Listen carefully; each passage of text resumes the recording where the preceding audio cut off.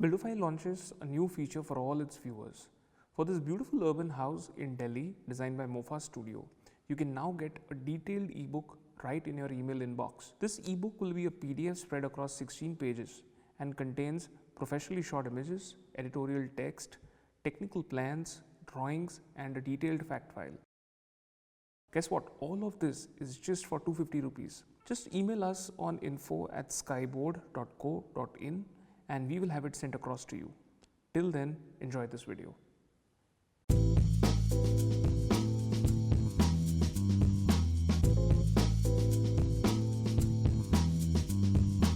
I'm Manish, Gulati, Principal Architect for Mofa Studios, and we stand for Manifestation of Fluid Architecture. We've been around for the last 15 years now. We started our practice way back in 2002, and we've been present in pretty much all verticals. We've designed right from stadiums down to private residences, and covered pretty much the entire gamut of hospitality, and we specialize in public spaces, institutions, and we have a presence pan-India in terms of all the projects that we do. The client came with a clear idea in terms of number of bedrooms or the spaces that they're looking for. But obviously, the overall design narrative or the story developed through the discussions itself. In fact, it was the first meeting itself where we kind of froze the basic concept. During the introduction meeting, we hadn't even frozen on whether we were doing the project or not, and I think that nailed the basic concept itself. And it was the forthcomingness of the client in terms of our ideas, that what we were looking at, that prompted us to even take up the project. So the plot is situated in a place called Malviya Nagar in South Delhi.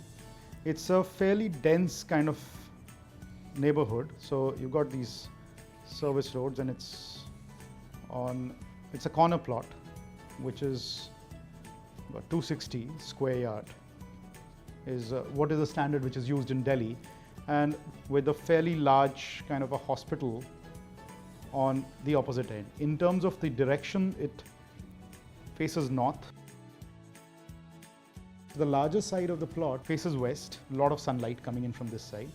There's a series of trees which kind of flank this area, which is part of the hospital compound. A couple of trees that were here, which we tried to retain itself. So as far as the neighborhood is concerned, this house really didn't have much to see. The client did not want to look on this side anywhere. There are no pleasant views here. One side is a blank wall. So all we were looking at was a house which is inward looking. That pretty much evolved where the site is.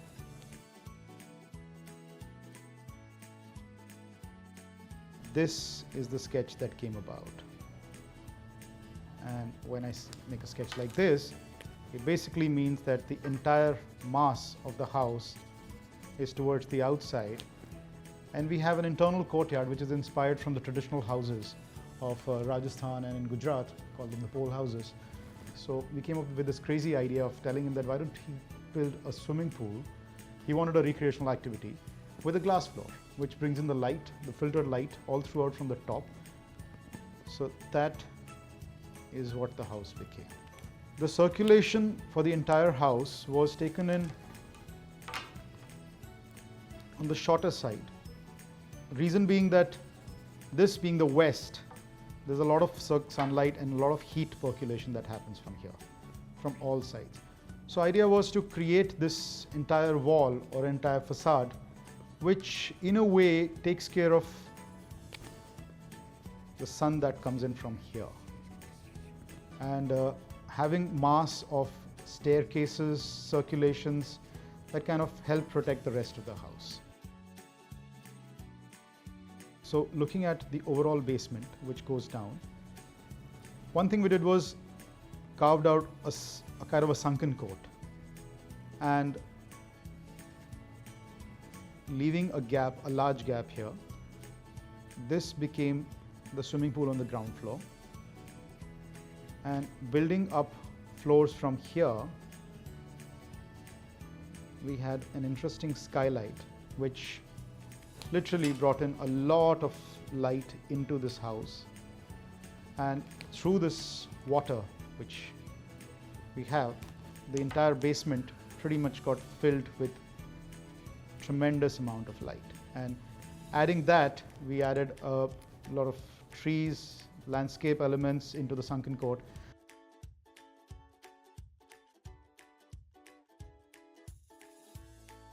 The dining room was done as one dining room for the entire house, not separated because they all eat together. We insisted upon the fact that being in an urban scenario, you may have your private bedroom spaces, but dining is one activity that one should get together at least once a day.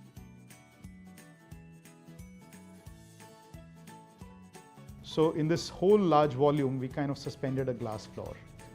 And this room itself becomes a lounge, which is like an open space in the middle of everywhere. And this kind of added to that semi-public, or a domain where friends can be called in and they have a small gathering of watching TV and other things. So the evolution of the facade, in this case, as we talked about it being the western facade, what was important for us was to see this entire site in the form of this block, this box that sits and is seen from the corner.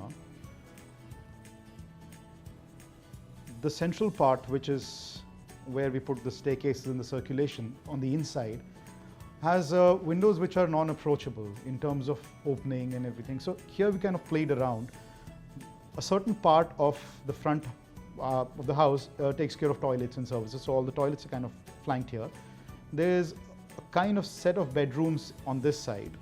So in three parts, we were dealing with the facade and the set of materials which were reflective of all of that. The area which is with the staircase and the circulation being an open space and high volumes, we used exposed concrete panels out here, which was cast on site. There was a kind of a play of windows which was done. Now, keeping in mind each of these windows were framing the view to the outside. As mentioned, there was a tree that we were looking at, or a series of trees outside. So each of these windows frames a part of that tree. So in fact, when you look at the house from inside, all you get is these framed views of the trees.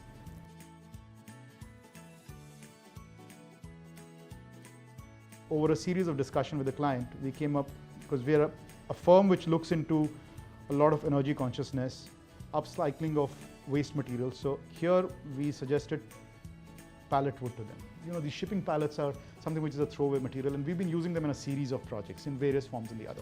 Coming to the northern side, thankfully, the local bylaws give us leeways of projecting large balconies, which are an 8-feet balcony. And then it kind of stops to only 3-feet balconies on the upper side.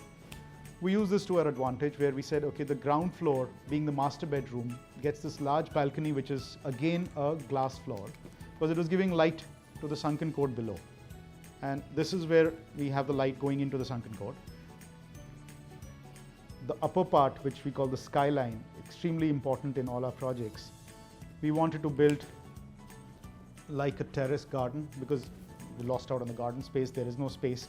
So the entire terrace is kind of dedicated to creating this large green space for the entire family, which reflects from the outside as a framed garden. I realized by the time we went on top, you can actually see Qutub Minar from one side, you can see Lotus Temple or the Baha'i Temple from the other side. So it kind of connects, and it may seem like a dense urban scenario, but at that level, it connects to the rest of Delhi. And we had some fantastic views, sunset views. I mean, a lot of times we had cups of coffee on the terrace. We built a skylight, which is for the rest of the house, strong enough for people, at least 10 to 12 people, to sit on top and have cups of tea. So here again, we reversed the whole concept, created a glass floor, where you're sitting on top of Delhi in this urban scenario where from the road you can't see anything but muck and smog and pollution. But at that level, you're able to connect with 360-degree views of the entire Delhi. And that, just opened up the entire house on top from the rest of the world.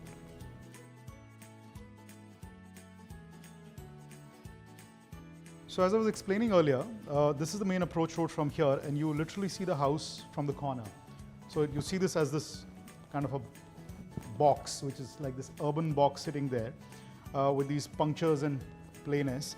And we created the sunken court on the front side. So that posed us a challenge of creating this bridge which connects to the main house, created this large 20 feet door as a gesture to a large kind of an opening into this box, a puncture there. And we utilized the area under the bridge for the toilet itself for the basement. So that's pretty much how the front facade kind of works, with these balconies which project out and still give that privacy to the owners inside. So as we enter the house, pretty much from the front side, we come into these areas which are the central open space as we talked about it. The courtyard, the base of it is the swimming pool which gives light into the basement. Basement becomes a fairly public domain for parties and get-togethers for large gatherings, opening onto the sunken court on the front side. The front side of this part is all master bedrooms looking onto the central courtyard. The lower floor is a double-height dining room, which is gathering of literally 12 members of the family. There are 9 bedrooms in the entire house. And the kids' rooms come on the other side. The terrace is dedicated for all the green landscape, outdoor seating. So for winters, I mean, Delhi's sun in winters, it's a rarity. So for those 2 months, this terrace is fairly active for all the outdoor activity. That's a floating lounge, which is again a glass floor, sitting in the middle of the entire space. We had a challenge of air conditioning out here. As you will see, that there is this duct that we hung on top, which becomes a light fixture and an AC duct itself. We looked at a lot of raw finishes, so all the slabs, all the structural elements were done as flat slabs, exposed concrete, and which is like a permanent finish. Interiors were done with the basic marble, and the whole tone of the house is fairly natural materials of wood with grey neutral shades of natural materials that come in.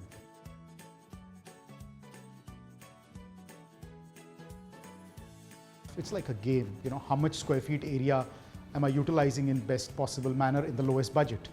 So, and that has become now a high for the firm to kind of, we tell the client that, okay, whatever your budget is, slash it down by 20%. And, you know, we'll do it even 15% less than that. And give us the area, and we will utilize every square inch of that plot, of that house that you're giving, into something that is utilizable. And that is exactly what we learned in this house, to utilize those resources of space and funds.